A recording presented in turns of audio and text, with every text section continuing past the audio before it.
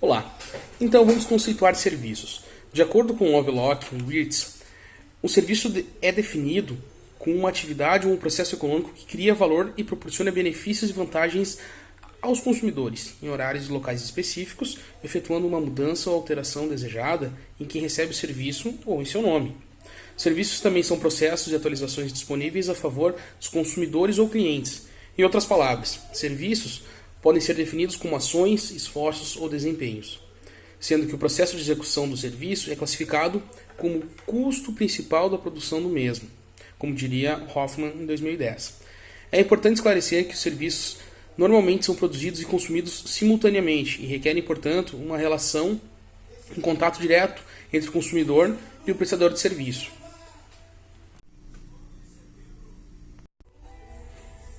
Então, definindo algumas características básicas de serviço.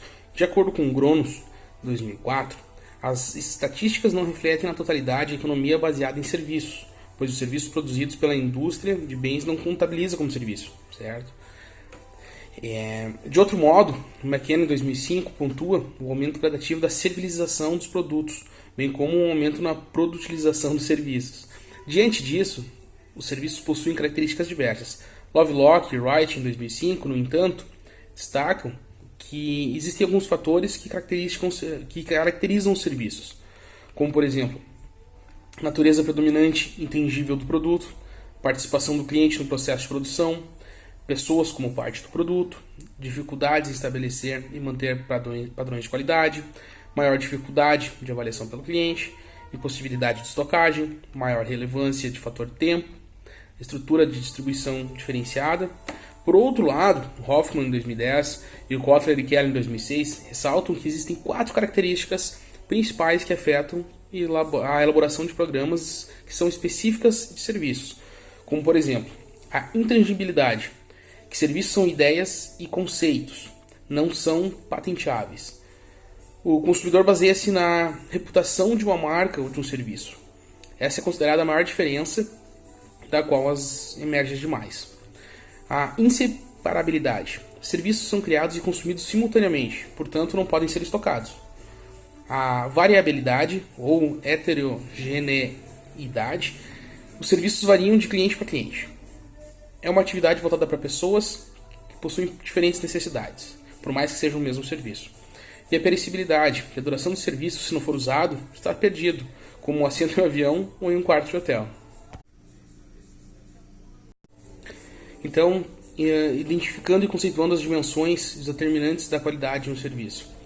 Que, em conformidade então com Fitzsimmons 2005, foram identificados e selecionados as 5 dimensões que os clientes utilizaram para julgar a qualidade dos serviços, que é a confiabilidade, que é a capacidade de prestar o serviço prometido com confiança e exatidão, responsabilidade, é a disposição para auxiliar os clientes e fornecer o serviço prontamente, segurança, é o conhecimento da cortesia dos funcionários, bem como capacidade de transmitir confiança e confidencialidade.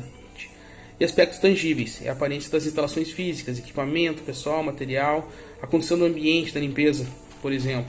É a evidência tangível do cuidado e da atenção aos detalhes exibidos pelo fornecedor do serviço. Então, durante 2 anos eu tive um bar que apresentar o cliente atuando como coprodutor no processo de serviço é bem fácil para mim, porque no meu caso nós tínhamos que servir. O serviço de um bar, de um restaurante é servir, basicamente. Porém, tu não faz a venda explícita. Porém, o cliente tem que estar com dinheiro, com vontade de comprar, com bom humor para comprar.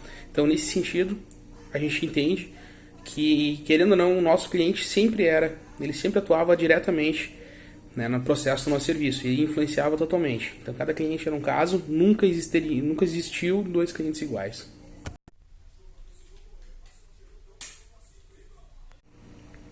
Então, apresentando alguns exemplos de processo da melhoria da qualidade e produção de serviço.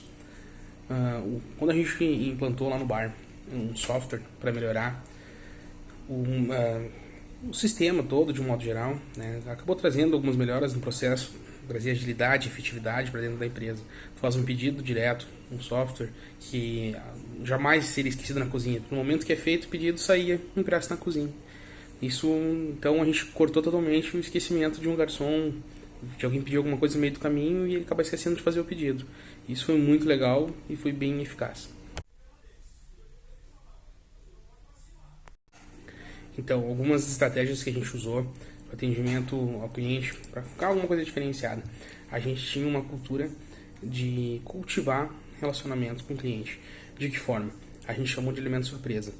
Para todo cliente que a gente já conhecia, que vinha e frequentava mais que uma vez o bar, a gente criou uma listinha de itens que a gente já nunca colocou no cardápio, mas sempre era promessa de colocar no cardápio.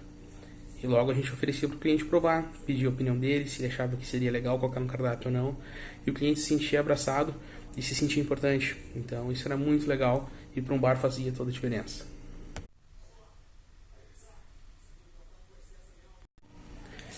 E sabe, o papel então dos colaboradores atuando na linha de frente fazia toda a diferença também.